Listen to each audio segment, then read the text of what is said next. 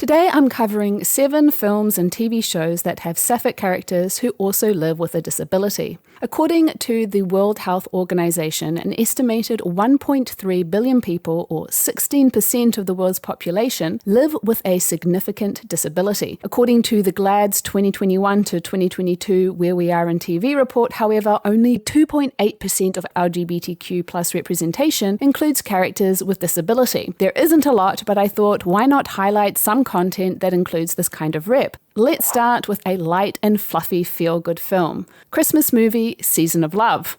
One of the many storylines in this film includes Kenna, a deaf woman who is a neighbour with Lou. Lou tries to chat with Kenna and misinterprets her ignoring her as rudeness, but when Kenna is contracted as a welder to get Lou's pub ready in time for Christmas, Lou realises her error and, having a rather big crush, decides to learn sign language to impress her to mixed results. The movie took the Love Actually template, and it's clear that this particular storyline was a parallel to the Colin Firth one where he learns Portuguese to impress the woman he's fallen for. In Season of Love, the storyline is reimagined as gay and with intersectional representation, something to be lauded, especially as the actress Sandra May Frank is deaf in real life. It's an overall cute Christmas film that made it onto my top 7 list of favourite Christmas films a few months ago. Link in the title cards. Margarita with a Straw is a 2014 Indian coming-of-age film that follows Kalki, a girl with cerebral palsy, as she looks to find her way in the world. She is impatient to experience the world and is determined that her disability won't hold her back from living her life. When she moves to America for an undergraduate degree, she meets and falls for Kanum, a blind girl at her university. Her mother, who came to settle her in, believes they're just good gal pals when they announce that they're moving in together. But things aren't straightforward because Kalki has a crush on a guy in her class and her parents don't know that Kalki is bi. It's a touching film and delves into the inner world of a young woman, both highlighting how her disability impacts her but doesn't let it hinder her from forging her path, and the relationship between Kalki and Kanum is lovely.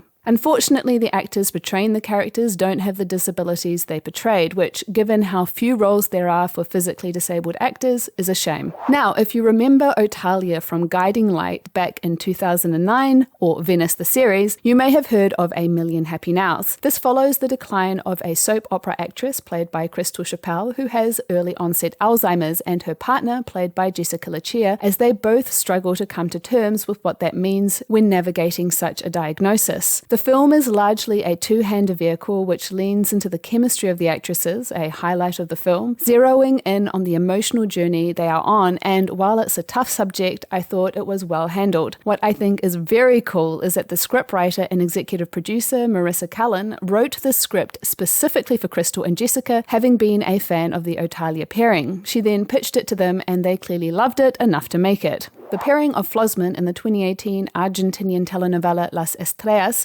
also featured a sapphic with disability. Flor, one of the sisters running the Estrellas hotel after her father's death, has Tourette's. From what I understand, the way that Flor's Tourette's is displayed is largely positive. It is clearly used for laughs with the way she swears, which I heard is not how it usually manifests. However, she also displays tics like repetitive movements, eye blinking, and the like that increases with emotional distress, which is more realistic. Within her storyline, there is time given to explore how her disability impacts her, and she has a journey to accepting and managing that alongside her revelation of her bisexuality when Jamin, a chef, comes to work for her and her sisters. Best of all is Jamin, who is loving and supportive throughout that journey, which made them a huge international hit.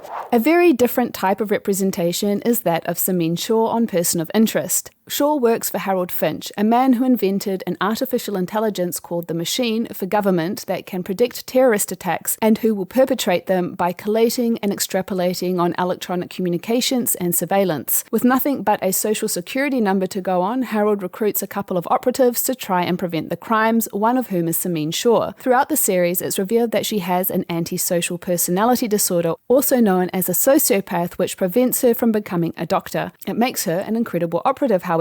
When she meets Root, they develop an antagonistic relationship, but as their connection grows, we get to dive deeper into Shaw's emotions, or lack of emotions. I have no idea how well this represents the disorder, although I remember reading internet discourse around it being positive, as the character offered insight into a disorder that is deeply stigmatized. It also made for some fantastic TV and delicious dynamics between Root and Shaw. Druck, the German version of the popular show Scam from Norway, had a sapphic storyline in season 6 when it focused on Fatu and her crush on Kyumi. The show was groundbreaking with how it released scenes and Instagram posts in real time to audiences to provide an ultra-realistic aesthetic. The show has been duplicated a number of times in the US, Spain, and France, and perhaps more. While season 6 was largely about Fatu's attraction to Kyumi, there was an equally important exploration of how Fatu struggled with maths at school and in her part-time job, and the impact it had on her mental health and motivation. Over the season, she is diagnosed with dyscalculia, which is a condition where she struggles to process numbers and mathematical concepts. While the show changes up who is the main character each season, Fatu and Kyumi are background characters in future seasons. Then there is Gentleman Jack, which is about the life of a historical businesswoman, Anne Lister.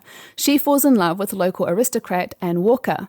Through Anne Lister's meticulous record-keeping, Anne Walker's delicate health was well documented with what today would be called post-traumatic stress disorder, obsessive-compulsive disorder, agoraphobia, and depression.